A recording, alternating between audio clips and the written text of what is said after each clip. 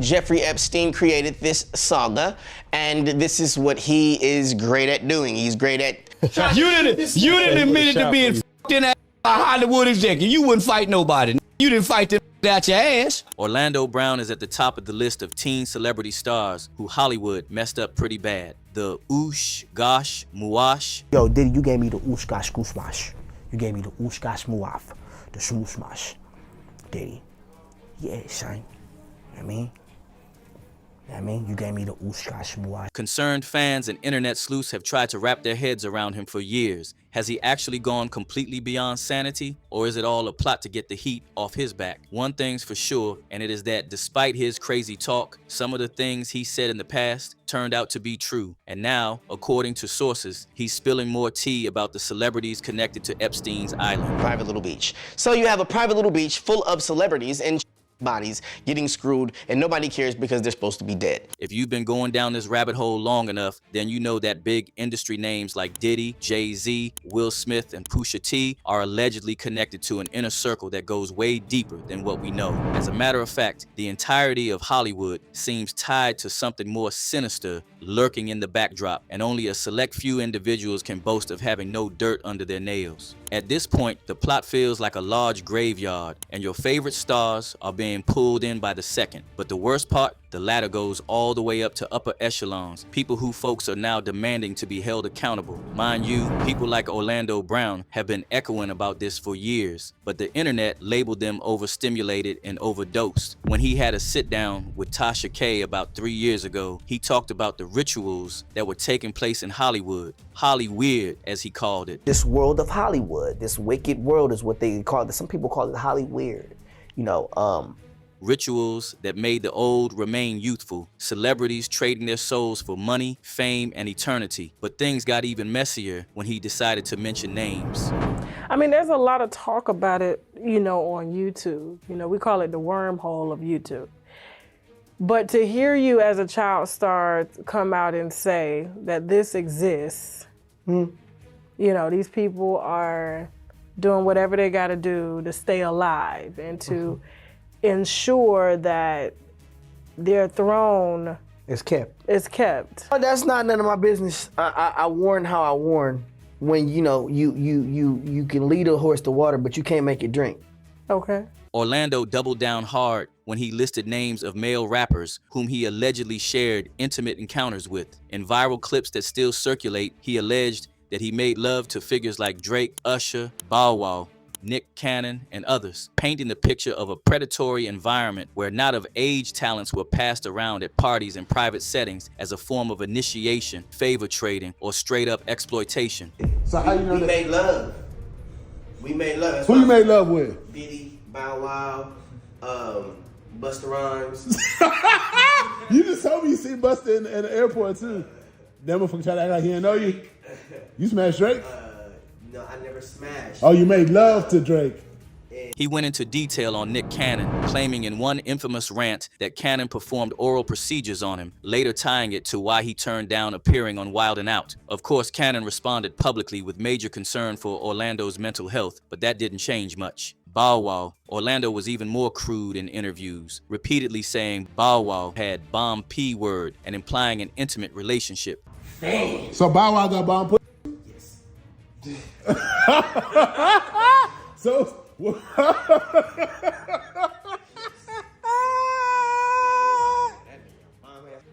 that I got bomb put? God damn. Like Cannon, Bow Wow also shut it down hard, saying the brother clearly needed help, but that didn't stop speculations from pouring in. And Orlando didn't stop there. Terrence Howard's name was also thrown into the mix. Bro, you smashing a lot of people. What's that name? Terrence Howard. Terrence Howard. Terrence Howard. Usher. Usher's a gusher. And why you not naming no? I'm telling you, bro, it's my dad's friends. My dad sicked his baddest friends on me. Mind you, Terrence has publicly discussed his encounter with Diddy, and he was firm in his interview when he said that he never gave up his man card. He innocently accepted an invite from Diddy in hopes of landing a job as his acting coach. But unfortunately, the encounter turned out to be a welcome show to something more sinister. Puffy invited me for weeks, asking me to come and teach him how to, wanted me to be his acting coach for a while. Go there, and he's sitting around just looking. I'm like, okay, what's the material you want to work on? He's just looking at me. Then next thing you know, okay, hey, will you help me? I want to hear your music. So I come over there and I play the music. And he's sitting there, just looking at me, like waiting. Okay. So then my assistant was like, he wants to hang out with you next week. And I was like, for what? He's like, I think he's trying to f*** you. And then we have Meek Mill too. Orlando didn't spare 1 second to jump to a response when asked if Meek had anything at all to do with Diddy. How did you feel when you saw this lawsuit that made it seem as if perhaps Diddy and Meek Mill had sex? I mean, to each their own. And why would they not have sex when they're gay rappers? They. Do you think Meek Mill's gay? We all know he's gay. We've heard the clips, seen the videos, the pictures with the matching fits. Enough proof to convince the blind that Diddy had a little something going on backstage with Meek. Diddy's own former bodyguard, Gene Deal, confirmed this, even giving himself credit for pushing that record button when wild things began happening between Meek and Diddy. Everybody kind of knew back in the day that Meek Mills and Puff was a little too friendly. And now, in recent interviews, Orlando claimed that all these men who were intimate with Diddy carried STDs with them, almost as if it was a rite of passage into the circle of the elite of the elites. According to Orlando, these moments with the drugs and rituals happened amid the flashing lights, so the public was too blinded to see. But the most mind-blowing part about all of these, a majority of Orlando's revelations happened years ahead of Cassie's court case against Diddy, which brings to perspective that the man knew what he was talking about. Although he comes off as overstimulated in viral clips, there are actual interviews of him where he shows up clean, shaved, and maintains that calm, gentle man poise throughout. In said interview, he advised youngins to pick careers outside of Hollywood because it was a dark place. Someone was a young child, 8 years old now, trying to go work for Walt Disney right now. Like literally, I would literally be like, get your bag. You know what I'm saying? Because it comes to the parent. The parent is the person that has to say, he can go in that quiet room.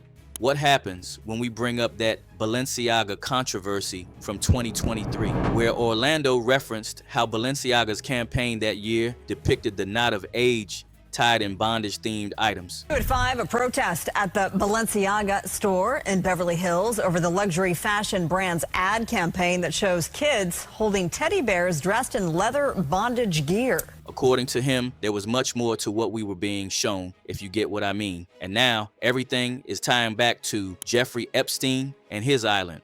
Kidnapping someone, turning them into putting them in a celebrity's body, and screwing the life out of them after he makes a ton of money off of their ass on his private little beach. So you have a private little beach full of celebrities and bodies getting screwed, and nobody cares because they're supposed to be dead. Orlando once described being used as a party favor at elite Hollywood gatherings, and now these gatherings are being connected to Epstein's circle. It all sounded like a dream back then, but fast forward to the present and the dots are connecting in real time, but it gets even worse. According to Orlando Brown, Jeffrey Epstein is still very much alive.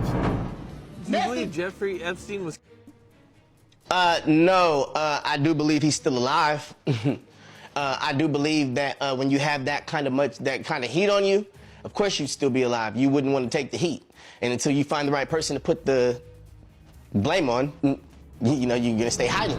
Recent sightings of a bearded man resembling Epstein continue to fuel these rumors online, although as it stands, nothing major has been confirmed yet. But let's hear what a couple people have to say about this. Some people believe every word coming out Orlando's mouth, like this commenter that said, Orlando's been talking about this for years, and I believe every word. He's telling us a lot of truth, but you have to think beyond the impossible to understand what he is saying. Another added, people telling the truth sometimes come across as crazy, because it's hard to believe the things they say when the truth is jumbled in with confusion. Other people, on the other hand, can't help but label Orlando's claims false, counting him just as guilty. Like this comment, for instance, that goes, "This dude is a sexual deviant himself. What the heck are we talking about?" Some even say that Orlando got what he deserved. Orlando's just like Cassie. He wanted the money and the fame and was willing to do whatever it takes. His choice. But what do you think? Has Orlando Brown been screaming the truth from the rooftops this whole time? Or are we simply watching the tragic spiral of a former star who got chewed up and spit out? Nobody can say for sure. But the question remains, when the same names keep resurfacing around the same power players, do we keep writing it off as coincidence? Or is it finally time to admit there's a pattern we've been conditioned to ignore? And the biggest question of all, if voices like Orlando's, Jaguar Wright's, and every survivor who's spoken out were dismissed for years, how many more warnings are we still ignoring right now? Drop your thoughts down in the comments. Don't forget to hit that like and subscribe button and watch this next video because it is just as messy.